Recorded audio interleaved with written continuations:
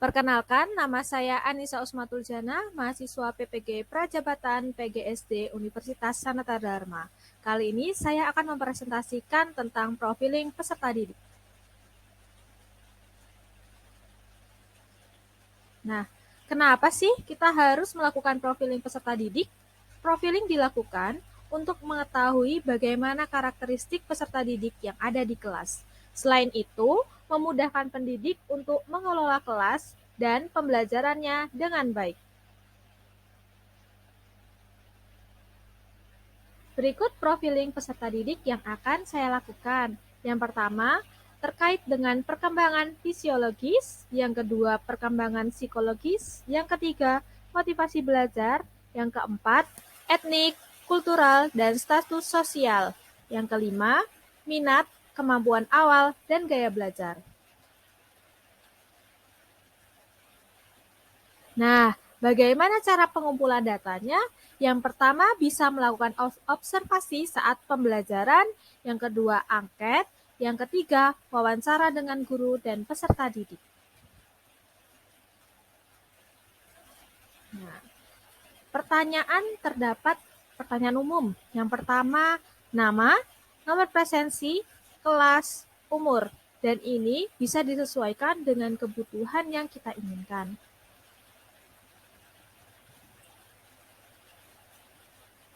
Selanjutnya, terkait dengan perkembangan fisiologis.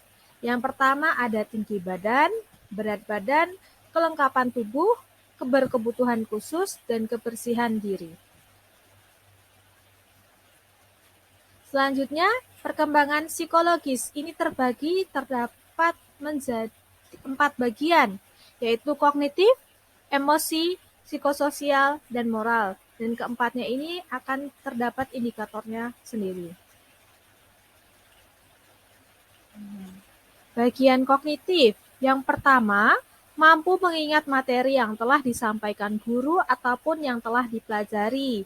Yang kedua, mampu memahami maksud dari pertanyaan ataupun permasalahan yang diberikan. Mampu menerapkan cara untuk melakukan untuk menyelesaikan permasalahan atau soal yang diberikan. Yang keempat, mampu menganalisa permasalahan yang diberikan. Yang kelima, mampu menyimpulkan suatu bacaan atau materi yang dipelajari.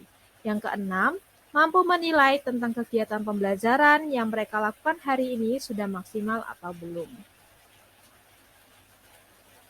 Selanjutnya, emosi. Yang pertama, mampu menunjukkan rasa percaya diri dengan berani menjawab pertanyaan dari guru. Yang kedua, mampu mempertahankan dirinya untuk fokus dalam mengikuti pembelajaran. Yang ketiga, mampu menjaga diri sendiri dari lingkungan yang kurang baik. Yang keempat, mau membantu teman atau orang di sekitar yang sedang kesulitan. Selanjutnya, psikososial. Yang pertama, mampu bekerja secara kelompok dan percaya dengan kemampuan yang dimiliki masing-masing individu. Yang kedua, mampu berpikir kreatif dan berinisiatif. Yang ketiga, mampu mengontrol diri apabila dihadapkan sesuatu yang tidak sesuai dengan keinginannya.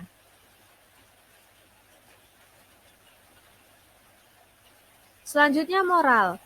Peserta didik akan bisa berkata dan bertindak secara sopan dan santun. Yang kedua, bersikap jujur, mematuhi aturan yang berlaku di sekolah dan kelas, mampu bertanggung jawab dengan segala sesuatu yang telah dilakukannya.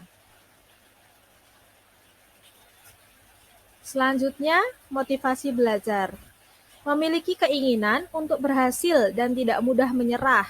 Yang kedua, memiliki dorongan dalam diri untuk belajar. Yang ketiga, memiliki cita-cita untuk masa depan. Yang keempat, selalu mengerjakan dan mengumpulkan tugas tepat waktu. Yang kelima, terlibat aktif dalam proses pembelajaran.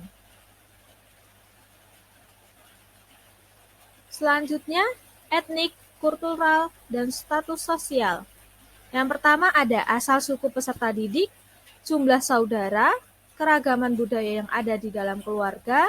Yang keempat, bahasa yang digunakan sehari-hari. Dan yang kelima, pekerjaan orang tua peserta didik.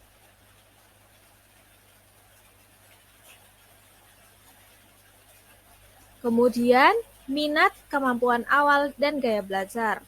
Pada minat, terdapat 3 indikator. Yang pertama, ketertarikan terhadap pembelajaran, mata pelajaran yang disukai, hobi atau kegemaran yang dimiliki.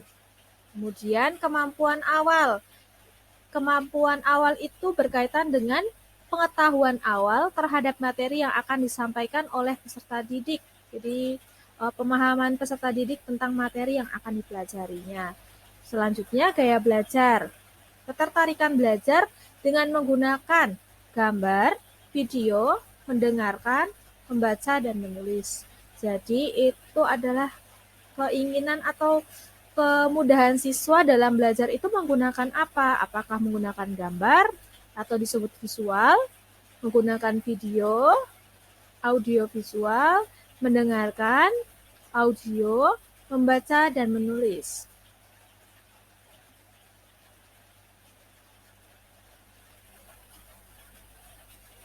Sekian, terima kasih yang dapat saya sampaikan. Sampai jumpa lagi.